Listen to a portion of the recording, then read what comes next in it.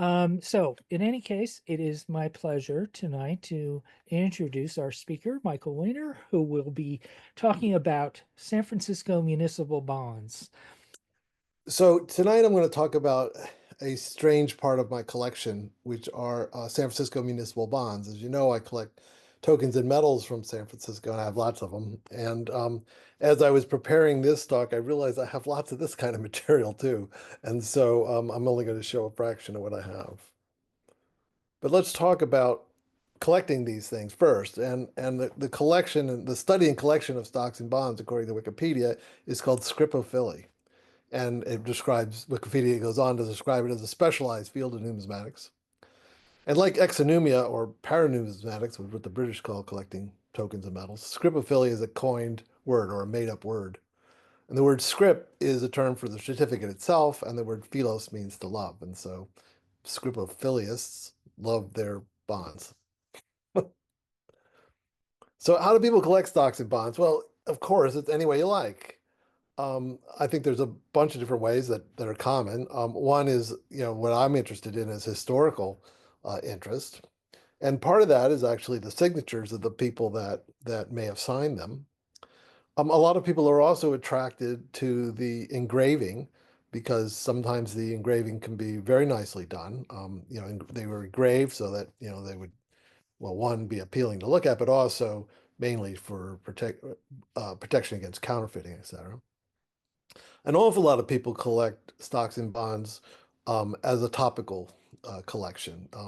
And mining and railroads are especially popular. My good friend Fred Hollibird sells mining certificates, stock certificates, and you'd be surprised at how much the rare ones actually can fetch. Quite expensive. And then a lot of people also collect Confederate bonds, and I've dealt with a few of those in the past. And those also, again, are both the historical interest, of course, and the engraving. But my collection is focused on the municipal bonds that mostly issued by the city and county of San Francisco. And the collection ranges from 1851 to 1977. Um, you might ask, why did the city issue bonds? And that's basically how they borrow money. And they're used by the city to fund all sorts of different things. They paid interest, usually a specified amount of interest over a period of time. Today, bonds are digital. I don't know if they print them at all anymore. And municipal bonds are almost, at least in San Francisco, approved by the voters. And I'm going to imagine that's probably a common practice because it is the taking on an indebtedness. And so that at the end of the day, the taxpayer is responsible for that debt. But generally, municipal bonds are considered a pretty safe investment because they usually make good on their debt. So I've got three parts of my collection to talk about. I'm going to start with the early bonds from 1851 to about 1872. And this one I've identified as the very first San Francisco municipal bond. It says actually San Francisco City Stock. It was issued May 1st, 1851, so that's very, very early in the gold rush period.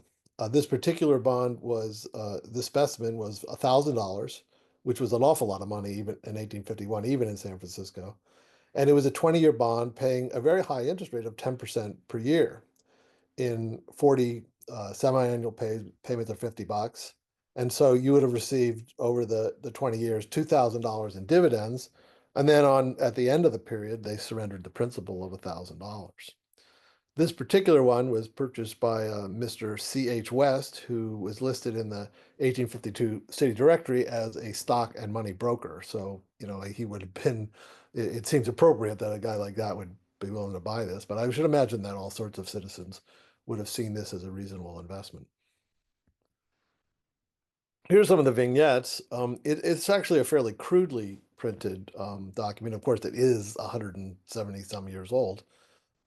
It has this picture of a port, presumably San Francisco, and it has four signatures, and the signatures are by a group who are known as the Commissioners of the Funded Debt, and or actually, it's five signatures. I'm sorry, four of which I can identify. One was Mr. Morse, who was a judge and a merchant. DJ Talent, who was a banker. I'll talk a little more about him. William Hooper, who was another banker, and then John Geary, who was the first mayor of San Francisco, and then one that I can't quite make out, but when I do more research on this, I'll be able to find this because the commissioners are known. I just can't quite figure it out. I think it begins with an F. Let's talk about about Geary and talent. Geary was a colonel. He is known in the books as the last alcalde, which is Spanish for mayor, and the first mayor of San Francisco. His wife passed away shortly after this period. This bond was issued, I think 1853. And he left San Francisco, went back east. He was appointed governor of the Kansas Territory, and later he ran for governor and won in Pennsylvania, where he was originally from. And he and Hooper actually signed all the coupons. You see a little coupon up there next to his name. And then Talent is interesting because as I mentioned, he was a banker, and Talent and Wild were bankers. This is a bill of exchange from 1853 from my collection. Many years ago, I spoke about bills of exchange, and that's an interesting subject in itself. This is the second bond issued the following year in 1852. This particular specimen is a $100 bond over a shorter period, 10 years, and paying less interest at 7%. This one had $400,000 authorized to be raised by this. And the commissioners, interestingly, were paid $25,000 apiece in these bonds. This particular example was purchased by J. Bogert, who I could not find in any of the directories, so I don't know, where he was from. Perhaps he didn't live in San Francisco. Maybe he was in some other town. The vignettes are kind of interesting. The main one is a griffin, which is a mythological figure, beast, pulling a cart with some kind of allegorical figure on it. I don't quite know what this means. There's another vignette on it of George Washington. And then on the coupon is an eagle, and you can see that down there. Some of these bonds, the scans, I've scanned just the bond, but some of the bonds had coupons still attached to them. Now, some of the signatures are interesting. It's Frederick Kohler, Otto Frank, and Stephen Harris. Harris was the third mayor, and the mayor usually signed these municipal bonds. He was also a doctor. The interesting guy from a numismatic point of view is Kohler, who was the state and U.S. assayer of gold. And this gold bar, unfortunately, is not in my collection, as it's probably a six-figure item, I would imagine, maybe more. There's only about 12 of these bars known, and several of them are in the Smithsonian. I've forgotten if this one was or not. This one, I don't think this is the third bond, but this is the third one in my collection, but I don't think it's the third one issued. This was April 1855. It's another 20-year, $1,000 bond, paying yet less interest at 6% per annum. And that was the first one in 1855 in April. And then a month later, they issued another one. Same rates, 20 years, but the bond is actually slightly different. And the reason, the months I know because it tells in this script print, it tells what when it was issued. And that one's interesting. It's the only one that actually has something on the back, and it says San Francisco City Bond of 1855. So it's I thought, fun. Here's some of the vignettes on the two bonds. Now, the main one is actually San Francisco City Hall, and this was the Jenny Lind Theater, and the city purchased it for some astronomical number. I can't remember now how much, but and then repurposed it for a city hall. But it was a very large theater. It was only about a year or two old when the city bought it. Some of the other vignettes are Phoenix, which is a symbol of San Francisco since the early days. A sailor and a miner over here on the right, the California State Seal down here in the lower left, and then a vignette of the San Francisco Bay, complete with ships, and of course the Golden Gate did not have a bridge in it. Here's another one. Again later, this one is actually a school bond. And 10 years, a higher interest rate, again, 10% per year, $25,000 were authorized to build a school. Now, this one is interesting because of the signature. The signature is James Denman, Denman was the first superintendent of San Francisco schools. And years ago, I spoke about the Denman Medal, which was the Denman Grammar School was a school for girls. And in 1865, Denman put up $1,000 to fund a medal, fund a gold medal to one student and a silver medal to outstanding school students in the grammar school. And that's the one on the left with the building. Um, and then the one on the right, he funded later on, where the medal could be awarded to students in any female students in any school, because by this was the 1880s. By then there were multiple grammar schools, but in 1865 there was only the one. This school that is shown, this building that's shown on the bond, I think is probably the Union Grammar School, which later became the San Francisco High School. And of course, the building no longer stands. Here's another 1862 bond, a city bond. Um, this one I included because it specifically says that it's payable in gold coin. The earlier ones don't, and I think it was just assumed that in Gold Rush San Francisco that everything would be paid in gold. But by 1862, perhaps they actually had to spell it out. I don't have zoomed in pictures of the vignettes, but they're kind of interesting. There's a ship with in fact, even a steamship on the top, and then a harbor scene on the bottom. This one is a hospital bond in 1871. This built would become San Francisco General Hospital, right at Hospital Curve along the freeway. Um, the hospital opened in 1872, a year later. I don't know if any of these buildings are still standing, or how to relate these buildings in this photograph of the hospital to the vignettes. But but that one, was by 1871, the city needed a hospital. There were a lot of other hospitals, actually, private hospitals, um, in San Francisco at that time. And someday I'll show you an interesting one about the French medal from the French hospital. This one really surprised me. This was something I didn't know about. It's a bond in 1872 to construct Montgomery Avenue, which now is Columbus Avenue. And what the motivation here is that to go from downtown to North Beach was really quite difficult. You had to go over a hill. And so they decided that they needed a shortcut. And so they cut Montgomery Avenue, Columbus Avenue, basically through that part of the city where it is. And they had to buy property. And so, because people had already living there. And so that's what this bond was to to raise money for it. You can see, if you look at this diagonal, that's Montgomery, or Columbus rather. Here's another school bond, similar year, 1872. This one actually has a picture of the Lincoln Grammar School, which was the boys' school.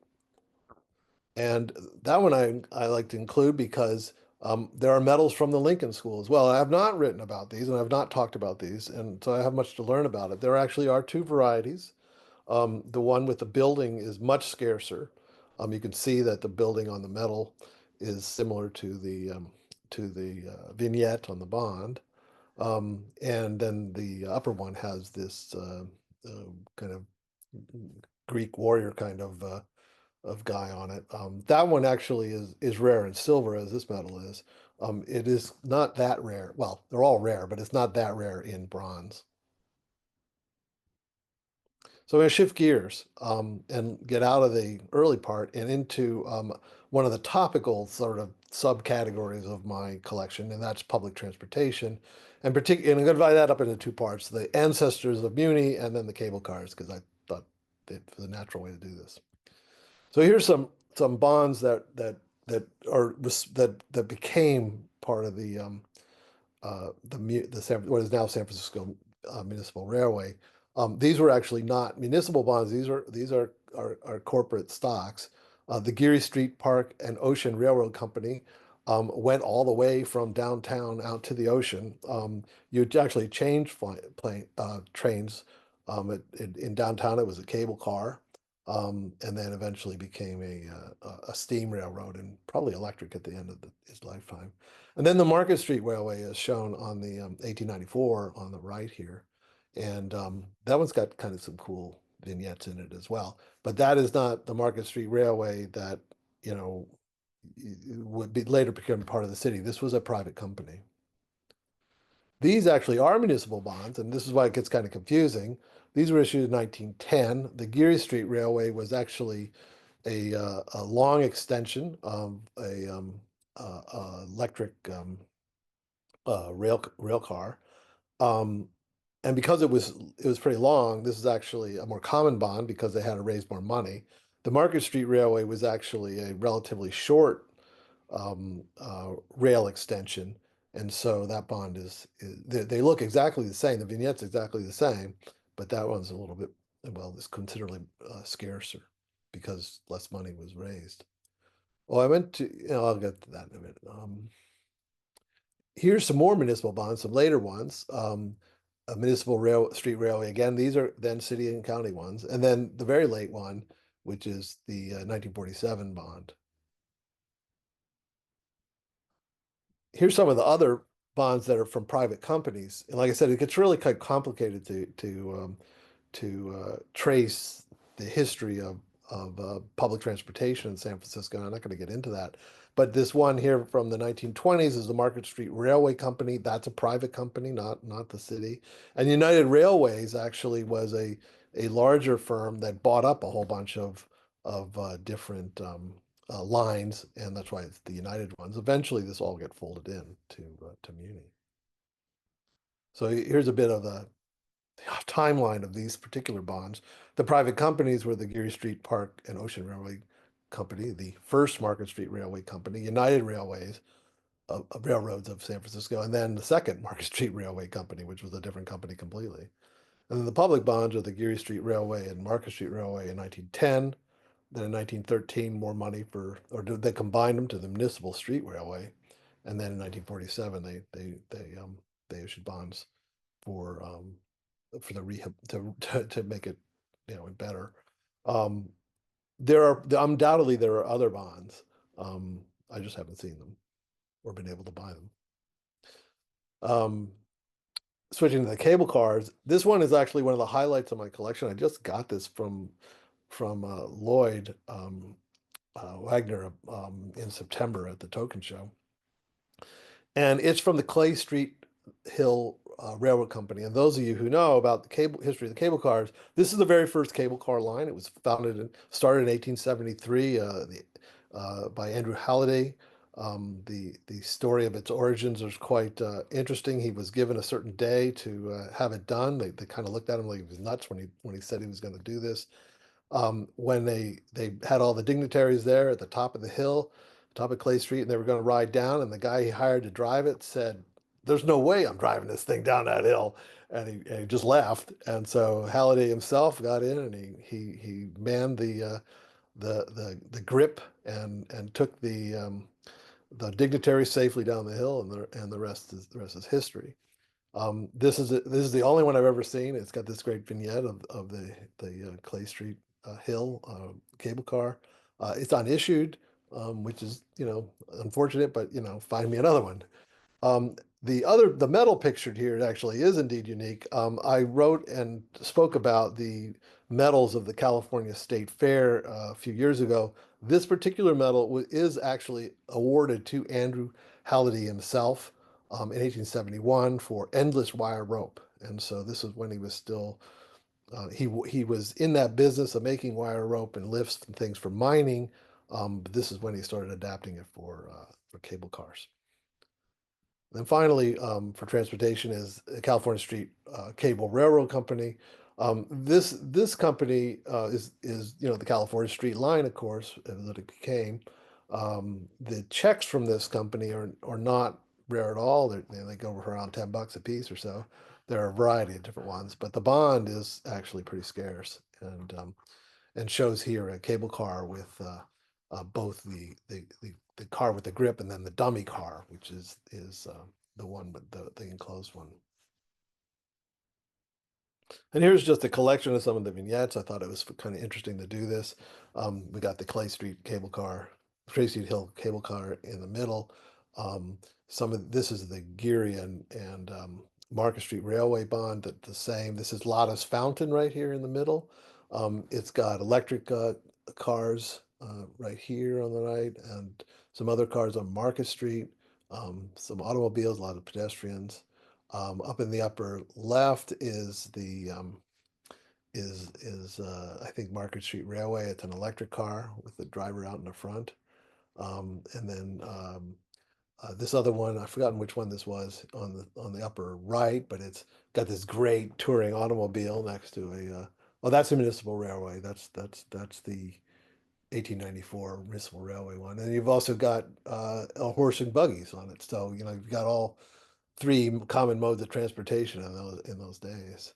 And then this lower one down at the bottom is the Geary Ocean Geary Park and Ocean Railway, and that's one of the cable cars.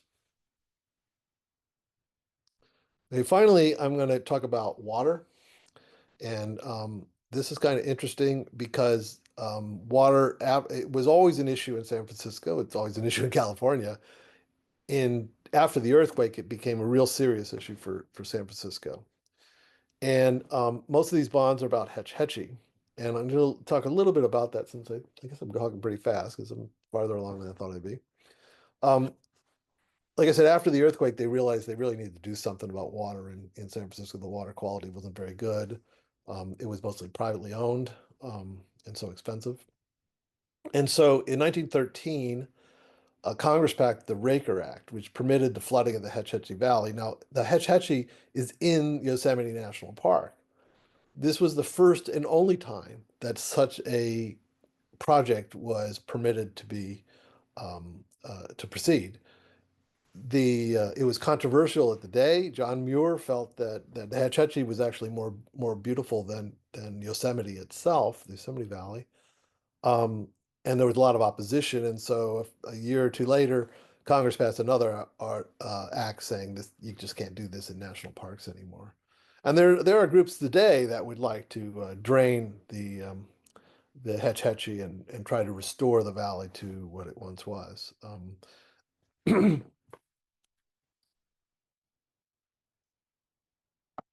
I don't believe they have a lot of traction because it would be billions of dollars at the very least. In fact, the amount of money that was spent, what the city went into debt for the Hetch Hetchy and the rest of the water system is pretty astonishing. You have to remember, how many people actually lived in San Francisco at that time and how much more a dollar was worth then than it is now. But the first bond was floated in 1908 to buy land rights and water rights, which I don't quite understand that since it's in the park, but maybe it was other places that they needed to run the waterway through. In 1910, they raised $45 million to begin the process of building the Hetch Hetchy Dam. That again was before they actually had the authorization from Congress to do it. In 1925, they raised another $10 million for tunnels to run the water through. And then in 1928, another $24 million to actually build the dam. And so, at this point, you have what about not quite $100 million in bond loans that the citizens of the San Francisco were on the hook for. Um, in 1928, they did another 24 million to fund the Hetch Hetchy, and there's another bond at that time as well, which I'll talk about. And then in 1947, another $25 million, and in 1961, another $115 million. And so, well over $200 million in, you know, early, 20th century money. That's just a lot. I found this interesting picture of what the Hetch Hetchy actually looked for. There's a painting by a famous artist, Albert Bierstadt, of the Hetch Hetchy in 1870. the due bonds in the bonds that were issued in red here are the two that I don't have, so I can't show you those. And I would imagine that the $600,000 one is probably rare since that's not as much money as these others, so there probably weren't as many printed out. And I haven't seen one for 1961 either. So this is the first one I do have, which is the 1910 bond, 45 million bucks. And the voters approved the $45 million to buy Hetch Hetchy, but they rejected the purchase of the Spring Valley Water Company, which I'll talk about when we get to that. But you can see the vignette here is, not unlike that Bierstadt painting, showing this beautiful valley with, in this case, a lake in it. So I guess, they're sort of anticipating that it's going to be flooded. One of the things that I wanted to point out here is the signatures again are interesting. The signature of the mayor here is Sonny Jim Rolfe. Sonny Jim or James Rolfe was a controversial mayor, probably crooked as the day is long, but he was mayor for a long time. Did a lot of things in post earthquake San Francisco, including supervising the construction of City Hall. Here's the 1925 bond, 10 million bucks to build the dam. So you have a vignette of what they think the dam's going to look like. I'll have to do some research to find out what the dam actually looks like. I didn't find a picture of that yet. Again, signed by Sonny Jim, and you can see how big and flamboyant his signature is right here. In 1928, they tried for 5 times to buy the Spring Valley Water Company. And the reason they needed to buy this is they owned all the pipes and distribution of for water in the city of San Francisco. And this company was owned by a number of very rich, robber baron types on the peninsula. One of them built the estate now called Filoli, which is near San Mateo, that is open to the public. We actually went there at Christmas time because they light the whole thing up. It's really quite dramatic. Um, but so after 5 times, they finally voted to buy it. It cost $41 million, and this is the bond that they did in 1928, and it's got a dam on it, but I'm not sure what dam this is actually. Needless to say, the owners they came out like bandits on this one. Here's the 1928 Hetch Hetchy bond, $24 million for more stuff for getting water from the Sierra. And I looked at this and it's like, what is that? This looks like a bridge, but it's not. It's actually the aqueduct crossing, and there are two of these actually, and this is a picture of one that clearly is what is illustrated on the bond. And so it's a bridge over the water, but it's carrying a pipe. And then in 1947, I get more and more Hetch Hetchy bond. And then there was another one. This is basically downstream. The Cherry Valley Dam needed a bond, and to build that dam. And it turns out that San Francisco actually owns 18 dams, and manages those. The system of dams and aqueducts in California is extremely complicated. Some are managed by the state, some are managed by the city of San Francisco, some are managed by the federal government. Most famously, the president ordered a whole bunch of water to be delivered to Southern California, which is now in Lake Tulare and will evaporate. They usually coordinate, but that time they didn't. And then I put this one in as the final one because I guess it's the opposite of getting water to the city. This is getting water away from the city. And I found it humorous because I had a work project for my day job with the San Francisco Public Utilities Commission and the new $5 billion project, which is a bond, to upgrade the sewer system. And wastewater management is the politically correct term. So summarizing, as you might see, there are a large variety of San Francisco municipal bonds, and I haven't even included them all because I didn't want to bore you to tears. But I hope you find that like tokens and metals, and even coins, stocks and bonds tell interesting stories. And, some they may be actually easier to find because every time, the city issued a bond, there was something in the newspapers about it. And the subject matter and the history I think is interesting. The engraving can be really interesting, especially some of the really fancy ones. And some of the people who sign them are kind of interesting. And finally, I wanted to talk a little bit about storage because these things can be large. And the early ones, and even some of the later ones, are sometimes attached to paper, and then you would peel the bonds, the coupons off. And what I decided to do is I went to the art supply company and I bought some artist portfolios, and that worked pretty well. So thanks very much.